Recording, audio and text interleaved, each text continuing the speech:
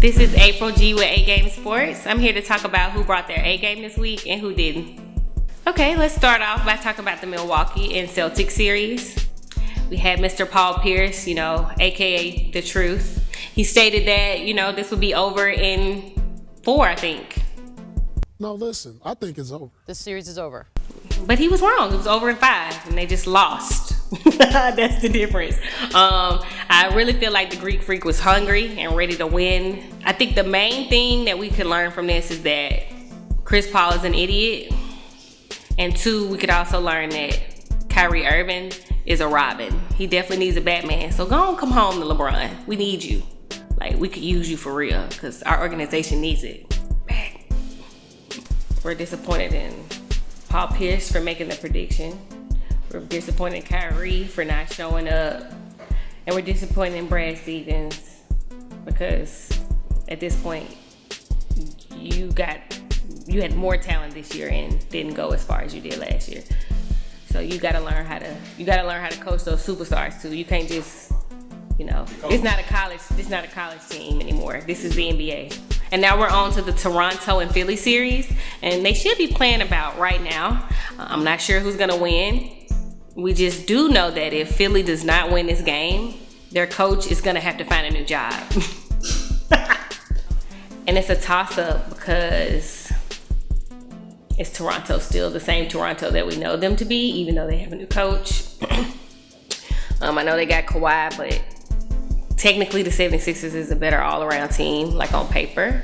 So really, whoever wins, it either shows that Toronto's really good or Philly's really fucking bad.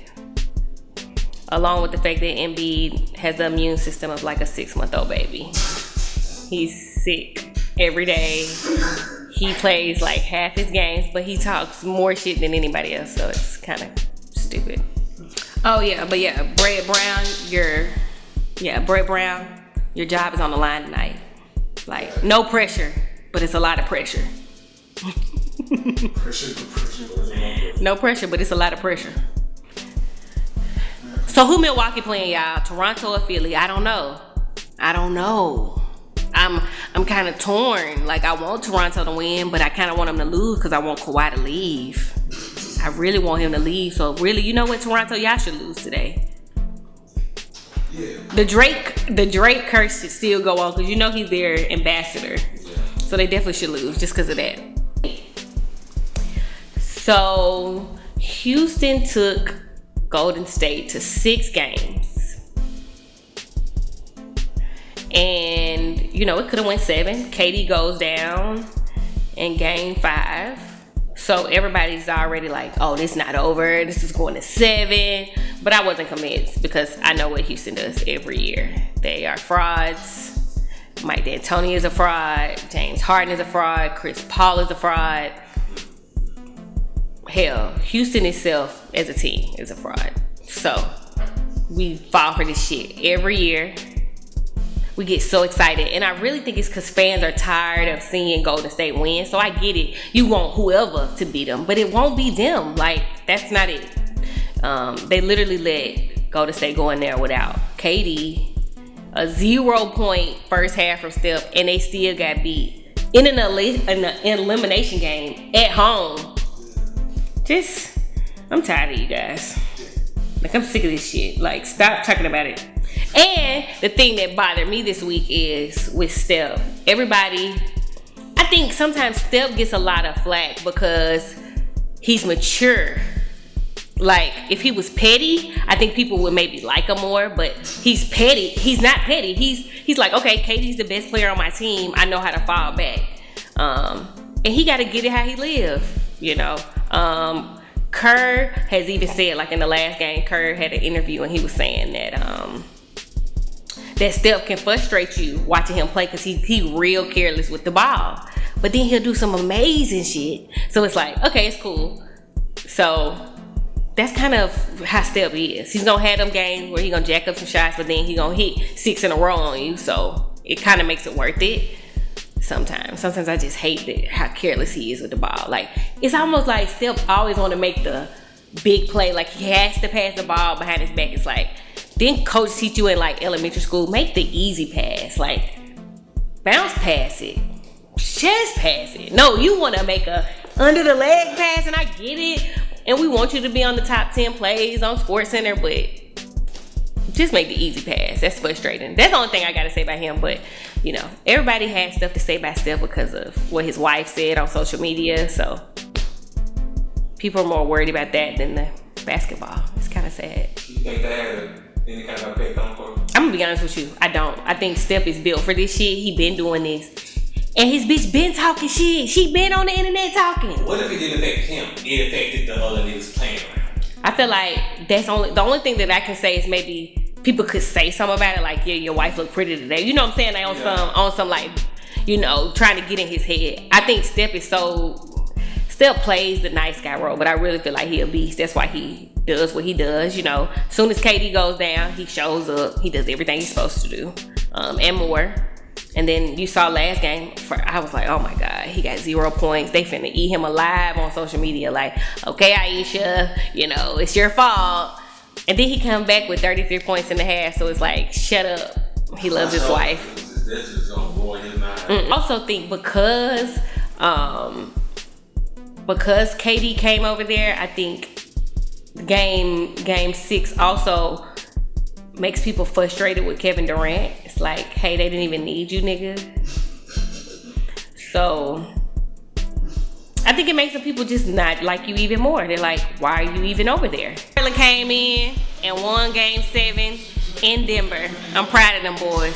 So we're gonna get to see the 2 best backcourts in the NBA go against each other. It was a good look for Portland, because I ain't gonna lie, they was getting their ass beat that first half. Dane was out there embarrassing us, but he came, they did their thing. I ain't gonna lie, losing at home in an elimination game gotta be like the top 10 like shittiest things to ever happen to somebody. Like they gotta hurt. That's like taking your soul out. Like you at home. You started the fight. Right. That's crazy. But yeah, that's a good look for Portland. We'll see the Curry brothers against each other in the Western Conference Finals. So let's see who's gonna win. I wonder what like jersey Sonya's gonna wear the first night. Like, is she just gonna wear like a neutral color, or is she gonna wear Portland colors, or is she gonna wear Golden State colors? CJ McCullough look like a badass kid.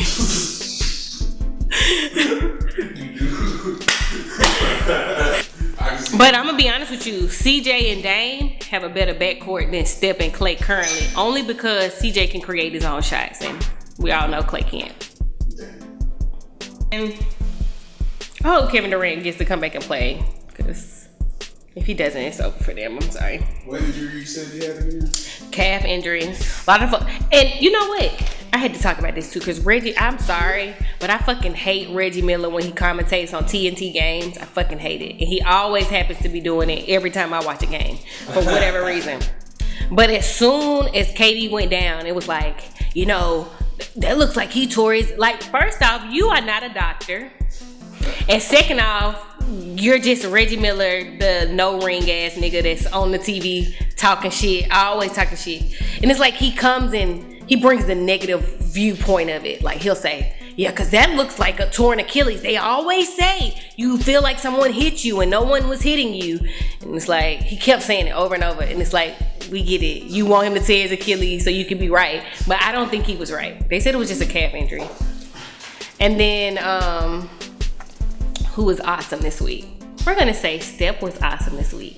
As much as y'all hated on him and his beautiful family, he still did what he was supposed to do.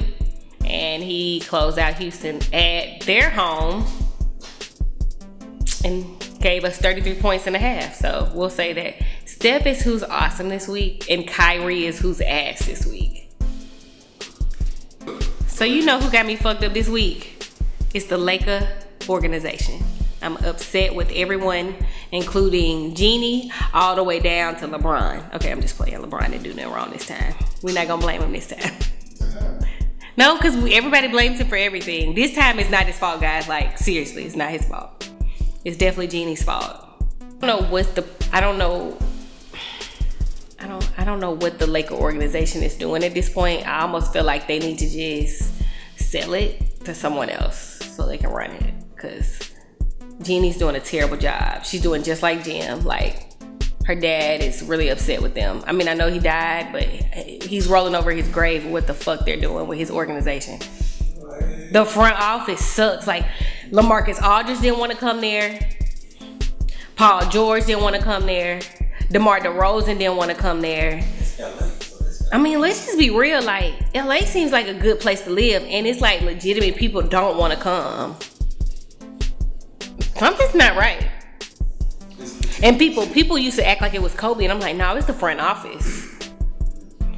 Because Jeannie Buss is emotional, and I'm not saying women can't make good decisions, but she's like, oh, that's my friend, so I want them to coach. Like, that's not why you make a coach. You get somebody that is good for the job. You got business and then you got personal. Like, oh, this is my best friend's husband, so I want him to be on the staff because I just really love him. And it's like, nobody cares about who you really love. Like, bitch, invite him to your house and y'all can have a cookout or something, but they don't need to be a coach just because of that. But this the thing, now they got Lou Will, they don't have no like superstar over there, but you know, they got a straight little team, Gallinari. They took them to 6 games. They took Golden State to 6 games, so they legit. But you know what? It's because they got Jerry West over there. And we really need Jerry West where we are. He needs to just come right on across the street and give us some help because we need it.